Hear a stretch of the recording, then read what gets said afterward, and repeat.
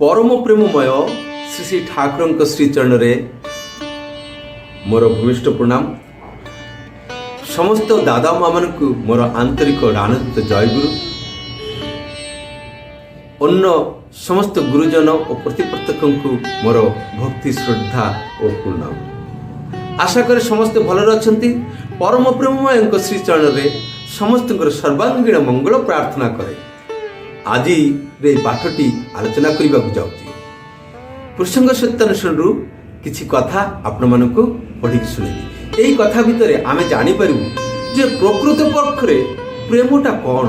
आम प्रेम प्रेम करके बाया हो जाऊँ।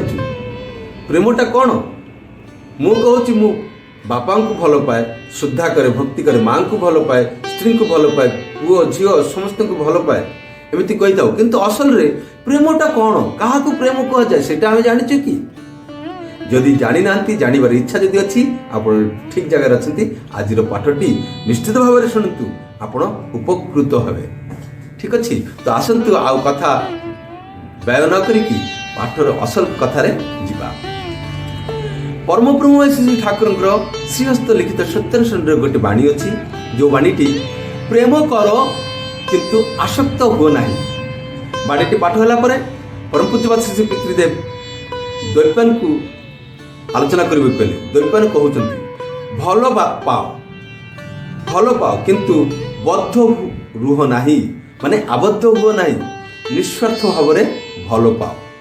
श्री श्री पितृदेव आसक्त माने कौन? द्वैपायन आसक्त अर्थ बद्ध। श्री श्री पितृदेव के निर्देश रे सुपाली कहिला श्री श्री ठाकुर कहउचंती भल पाओ किंतु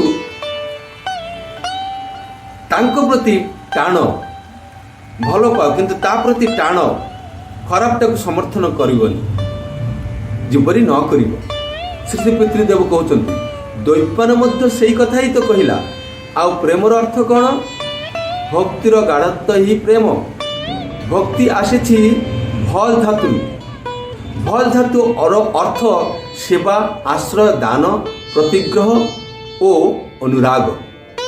जहाँ उपरे भक्ति थाए ताहार भरण पोषण दायित्व आमे निये, तांकु दान करे, तांको पाई अनेक किछि करे, तांकर आश्रय मध्य आमे ग्रहण करू। आ आसक्ति अर्थ कौन? जोटा न हेले चले नहीं, एमिति प्रेम, एमिति भल पाइबा से न हेले चलिबो नहीं। एई प्रेमटा कहा प्रति हवा दरकार? द्वैपायन केवल इष्टंक प्रति हवा दरकार। श्री श्री पितृदेव अन्य प्रति जदि एमिति प्रेम हुए हेले कौन हबो ना? अन्य प्रति जदि आमर एमिति टाण हुए हेले आमर निम्न गति हबो। आमर निम्न गति हुए ताहा आम पाई भल नुह।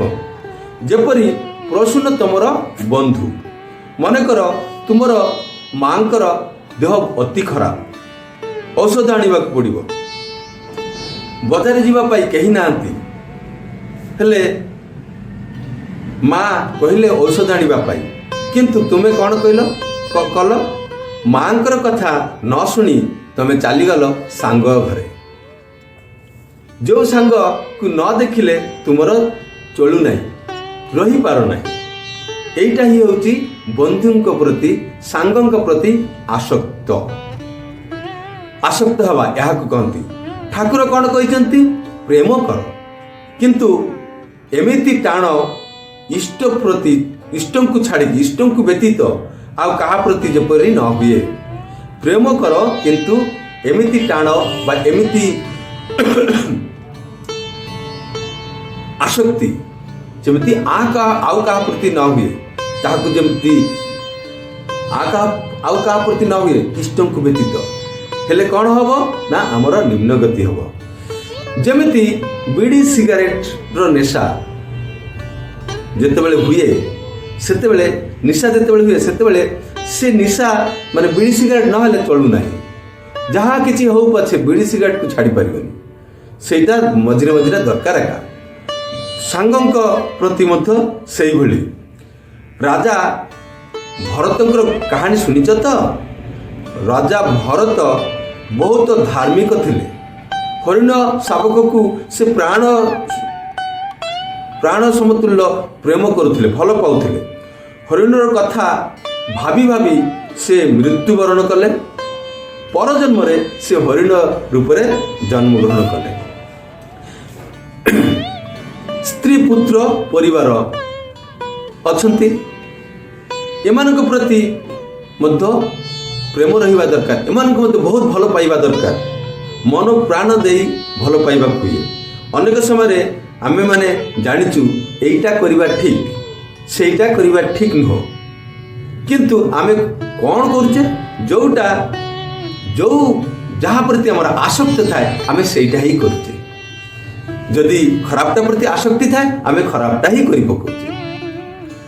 ଠାକୁରଙ୍କ ବାଣୀ ଯଦି ଚରିତ୍ରଗତ କରି ପକାଉ, ଦୁନିଆ ସେତେବେଳେ ସୁନାର ସଂସାର ଲାଗିବ, ସୁନାର ସଂସାର ଭଳିଆ ମନେ ହେବ। ବସୱାନ ସିଂ ଦାଦା ଗୋଟେ ପ୍ରଶ୍ନ କଲେ ଯେ ଏହି ବାଣୀଟା କାହା ପାଇଁ? ଯେ ଇଷ୍ଟ ବା ଗୁରୁ ଗ୍ରହଣ କରିଛନ୍ତି ତାଙ୍କ ପାଇଁ ପ୍ରଯୋଜ୍ୟ। ଶ୍ରୀ ଶ୍ରୀ ପିତୃଦେବ କହୁଛନ୍ତି ଠାକୁରଙ୍କର ବାଣୀ ଦୁନିଆର ପ୍ରତ୍ୟେକଙ୍କର ପାଇଁ, ପ୍ରତ୍ୟେକଙ୍କର ପ୍ରତିଟି କ୍ଷେତ୍ରରେ ହିଁ ପ୍ରଯୋଜ୍ୟ। ଯେଉଁଠି ସମସ୍ତ ଦୁନିଆର ସାଙ୍ଗରେ ସମ୍ବନ୍ଧ ଇଷ୍ଟ ବା ଶ୍ରେୟଜନ ଦେଇକି ନୁହଁ, ଯେଉଁଠାରେ ଆସକ୍ତି କାମ କରେ 100%, 16 ଅଣା। ମାନେ ଏଠି କଥାଟା କହିବାକୁ ଚାହୁଁଛି, ଯେଉଁଠି ଠାକୁରଙ୍କର ବାଣୀ ଇଷ୍ଟଙ୍କ ପ୍ରତିଟି କ୍ଷେତ୍ରରେ ପ୍ରଯୋଜ୍ୟ, ଯେଉଁଠି ଇଷ୍ଟ ବା ଶ୍ରେୟଜନଙ୍କ ପାଇଁ ପ୍ରଯୋଜ୍ୟ, ଇଷ୍ଟ ବା ଶ୍ରେୟଜନକୁ ନେଇକି ଏଇ କଥା ଗୁଡ଼ିକ, ମାନେ ଏଇ ପ୍ରେମଟା ନାହିଁ, ଏଇ ଭଲ ପାଇବାଟା ନାହିଁ, ହେଲେ ବାକି ଗୁଡ଼ାକ ହେଉଛି 100% ଜାଣିବାକୁ ପଡ଼ିବ ଯେ ଆସକ୍ତି। ଯେ ଯେଉଁ ଯିଏ ଆସକ୍ତ ହୁଏ, ଯିଏ ବା ଆସକ୍ତ ସିଏ ପ୍ରେମ କରିପାରେନି। ପିଲାମାନେ ବଡ଼ ହେଲା ପରେ ଅନେକ ବାପା ମା ତାଙ୍କ ହାତରେ ମାଡ଼ ଖାଆନ୍ତି। ଜଣେ ବଡ଼ ଅଫିସର ଘରେ ରୋହି ମାଛ ଗୋଟେ ଆଣିଲେ। ସ୍ତ୍ରୀ ରୋଷେଇ କରି ପୁଅଟିକୁ ମାଛର ମୁଣ୍ଡଟି ଦେଲା, ରୋହି ମାଛର ମୁଣ୍ଡଟି। ଖାଇବା ବେଳେ ଟେବୁଲରେ ବସି ଅଫିସର ଦେଖିଲେ ଯେ ମାଛର ମୁଣ୍ଡଟା ତାହା ଗିନାରେ ନାହିଁ, ପ୍ଲେଟରେ ନାହିଁ। ସ୍ତ୍ରୀ କହିଲେ ପୁଅକୁ ଦେଇଛି। ଅଫିସର ରାଗିଗଲେ। ଖାଉ ଖାଉ ପୁଅ ମଧ୍ୟ ରାଗିଗଲେ, ଆଉ ବାପାଙ୍କୁ କହିଲେ ଶଳା ଚୁପ୍। କିଛି ଦିନ ଆଗରେ ହିଁ ଏଇ ଘଟଣାଟି ମୁଁ ଶୁଣିଛି, ଅର୍ଥାତ୍ ପିତୃଦେବ ଶୁଣିଛନ୍ତି। ଶ୍ରୀ ପିତୃଦେବ ଏଥର ନିରଦା ସୁନ୍ଦରୀଙ୍କୁ କହିଲେ ଆଲୋଚନା କରିବା ପାଇଁ। ନିରଦା ସୁନ୍ଦରୀ କହିଲେ ମୁଁ ଗୋଟେ ବିଲେଇ ପୋଷିଛି, ବିଲେଇଟିକୁ ନହେଲେ ମୋର ଚଳେ ନାହିଁ। ମୁଁ ବିଲେଇ ପ୍ରତି ଆସକ୍ତ ହେଇଗଲି। ଯଦି ଗୋଟିଏ ଓଳି ତାକୁ ନ ଦେଖେ ମୋର ପ୍ରାଣଟା ଛଟଫଟ ହୁଏ। ଶ୍ରୀ ଶ୍ରୀ ପିତୃଦେବ କହୁଛନ୍ତି ସେଇଭଳି ଆସକ୍ତି ଇଷ୍ଟଙ୍କ ପ୍ରତି ହେବା ଦରକାର। ଇଷ୍ଟ ନହେଲେ ମୋର ଚଳେ ନାହିଁ, ଏମିତି ହେବାର ଅଛି। ଆଉ ଇଷ୍ଟଙ୍କ ପ୍ରତି ଯେତେବେଳେ ମୋର ଏଇ ଭାବନାଟା ଆସିବ, ଏଇ କର୍ତ୍ତବ୍ୟଟା ଆସିବ, ଏଇ କର୍ମଟା ଆସିବ, ସେତେବେଳେ ପ୍ରେମ ଇଷ୍ଟଙ୍କ ପ୍ରତି ହେବ। ଆଉ ଇଷ୍ଟଙ୍କୁ ଛାଡ଼ିକି ଆଉ କାହା ପ୍ରତି ଏମିତି ଯଦି ଏହି ପ୍ରକାର ଭାବରେ ଆମେ ଆସକ୍ତ ହେବୁ, ଆବଦ୍ଧ ହେବୁ, ହେଲେ ସେଟା ଆସକ୍ତି, ଆଉ ତାହା ଆମକୁ ଭଲ ଫଳ ଦେବେ ନାହିଁ।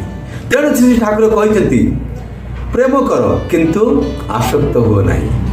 ଏବେ ମନେ ରଖିବା କଥା କ'ଣ? ମନେ ରଖିବା କଥା ହେଉଛି ପ୍ରେମର ଅର୍ଥଟି କ'ଣ? ଭକ୍ତି ପ୍ରେମର ଛୋଟ ଭଗିନୀ, ଆଉ ଆସକ୍ତି କାମର ପତ୍ନୀ। এই কথাটা শ্রী ঠাকুর କହିଛନ୍ତି। তো প্রেমর অর্থটাকে, ভক্তির অর্থটাকে আমাকে মনে রাখବାକୁ পড়িব। সেবা, দান করিবা, প্রতিগ্রহ ও আশ্রয় গ্রহণ করিবা, এই কথাগুড়ি মনে রাখি আমাকে সেবা করবা। ହେଲେ প্রকৃত প্রেম କ'ଣ বুঝিপারলে? আশা করে বুঝিপারছেন। আজ পাই এতিকি। জয় বন্দে পুরুষোত্তম।